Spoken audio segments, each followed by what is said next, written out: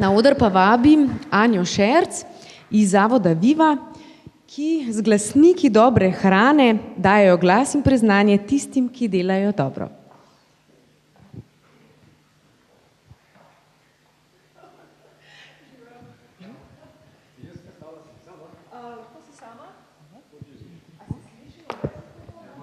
Mora biti zaradi snemanja. Dobro.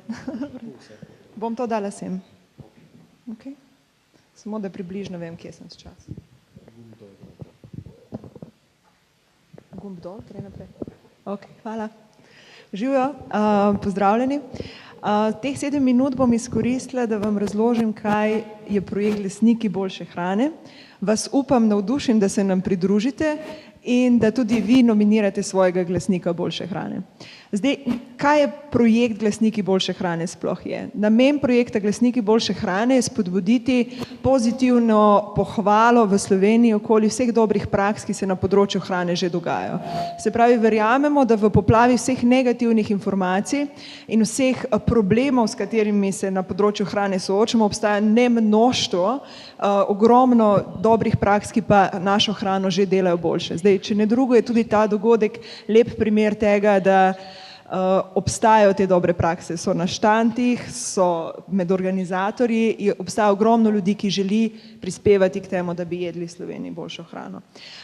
Tega se nismo lotili čisto na pamet. Prihajam iz Zavoda Viva, kjer, kam pa usmerim? Sem?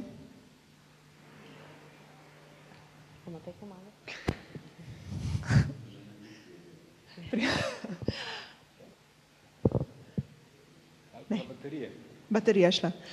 Prihajam iz Zavoda Viva, kjer se z različnimi projekti že ukvarjamo s promocijo boljše hrane. Prej je Tomaž Stritar omenil projekt Z vrta v službo, se pravi projekt, projekt, s katerim omogočamo zaposlenim v Ljubljani dostop do zdrave, lokalno pridelane hrane. Trenutno imamo 7 lokacij, na katerih zaposleni lahko prevzamejo hrano, pridejo v službo in prevzamejo hrano ob odhodu domov. Potem imamo en program Reinovator, s katerimi spodbujamo podjetništvo med mladimi, predvsem med podjetniki, ki imajo tudi družbeni učinek. Tam smo se srečali z ogromno enimi poslovnih idej, ki prihajajo predvsem od mladih ljudi, pa tudi ne tako mladih, ampak inovativne poslovne ideje, ki na nov način predstavljajo boljšo hrano, ki verjamejo, da naravni resursi, ki jih imamo v Sloveniji, z njimi lahko generiramo nova delovna mesta. Potem pa še seveda revija Viva, ki pa s svojim poslanstvom že od nekdaj osvešča o tem, kako hrana vpliva na naše zdravje. In iz vsega tega se vedno znova srečujemo z zgodbami ljudi, ki so predani svojemu poslanstvu, ki verjamejo, da je hrana več kot samo gorivo za telo, ki verjamejo, da je hrana tudi del skupnosti. In zato smo, ko smo razmišljali o tem, kako v bistvu dati priznanje, kako na nek način proslaviti vse to dobro energijo, ki obstaja okoli nas, smo zasnovali projekt Glasniki boljše hrane. Namen tega projekta sta 2. Prvi namen projekta je omogočiti prostor pohvale. Se pravi, zasnovali smo spletno mesto, na katerem lahko vsak od nas nominira nekoga, ki dela njegovo hrano boljšo hrano. Se pravi, kdo so tisti ljudje v naši okolici, ki nam, ne vem, jaz sem nominirala svoje 4 babice in detke, zaradi tega, ker mi od nekdaj dajo hrano na mizo, zaradi tega, ker vsakič, ko imajo kaj na vrtu, odpeljem jaz to v Ljubljano, se pravi, oni so za mene glasniki boljše hrane. So nekdo, ki svojim časom, ki svojim vrtom prispeva to, da smo vsi okoli njih lahko srečni. Ljudje nominirajo zelo različne ljudi, zelo različne organizacije. Imamo nominacije, Zelenjava je med nominiranci, Razvojna zadruga E3 je med nominiranci. Se pravi, različni tipi, različni načini, ampak vsi z enim in istim ciljem, prispevati k temu, da jemo v Sloveniji boljšo hrano. Drug namen projekta Glasniki boljše hrane je pa v sodelovanju s strokovno komisijo, ki se je vključila v naš projekt, pokazati, nabrati te kriterije boljše hrane. Se pravi, kaj sploh je tisto, s čimer lahko vsak od nas prispeva k temu, da v Sloveniji jemo boljšo hrano.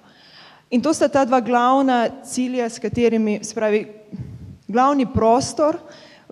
glavna cilja, s katerimi ustvarjamo ta prostor pohvale.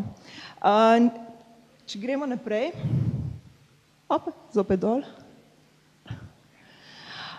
Ugotovili smo, da hrana ni samo doma na domači mizi. Hrana je vse posod okoli nas. Boljšo hrano lahko jemo vse posod okoli nas. Boljša hrana je del javnih institucij. Se pravi, če želimo govoriti o tem, da bomo v Sloveniji jedli boljšo, se moramo vprašati, kako hrano jemo v bolnišnicah, kako hrano jemo v vrtcih, kako hrano jemo v domovih za ostarele. Bolj kot se pogovarjamo z ljudmi, bolj ugotavljamo, da na tem področju že obstaja izjemno število ljudi, ki birokratske ovire premagujejo strumno, ki so se potrudili za to, da so se spremenili predpisi glede tega, kaj lahko otroci v bolnicah jedo. Se pravi, vse to so neke prakse, ki jih je potrebno izpostaviti, če želimo ponovno verjeti, da je boljša hrana možna.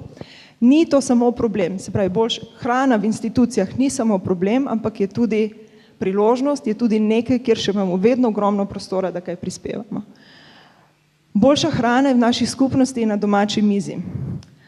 Ni samo problem zunaj našega doma, oziroma niso samo rešitve zunaj našega doma. Vsak od nas si lahko aktivno prizadeva k temu, da se znotraj svoje skupnosti in znotraj svojega doma poskrbi za to, da bodo tisti, ki jih ima rad, da tisti, ki so mu blizu, lahko jejo dobro hrano. Potem je boljša hrana lahko na delovnem mestu.